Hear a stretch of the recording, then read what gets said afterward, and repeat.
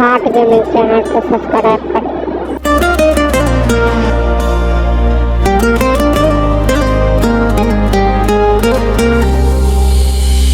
टूटल दिल के आवाज बा तू सुनत नहीं खका है तोहरे बिना ए जान हम जिए तानी केहू तरह से।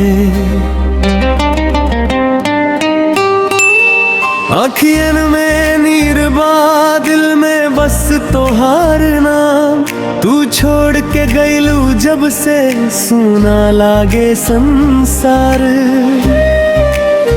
जे सपना देखनी तोहरा संग सब सपना टूट गई हंसी रहल चेहरा हमरा के आज आंसू से रूठ गई।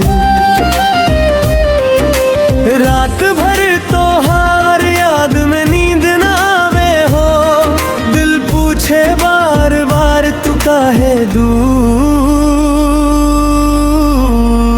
गईलू हो। टूटल दिल के आवाज बा तू सुनत नहीं खड़ा है भरे बिना ए जान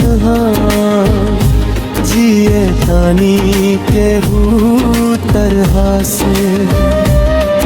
आँखियन में नीर बा दिल में बस तोहार नाम तू छोड़ के गईलू जब से सुना लागे संसार।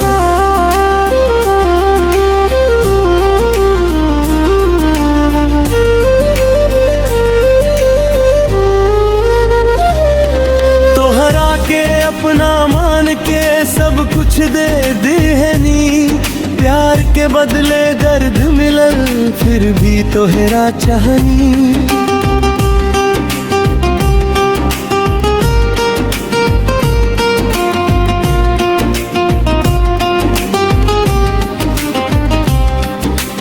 अब ना शिकायत बा कोई ना कोई सवाल बा बस टूटल के भीतर तोहार ही ख्याल बा। कभी लौट के आ जाइबू आस अभी बाकी बा टूटल दिल के धड़कन में तोहार सांस अभी बाकी बा।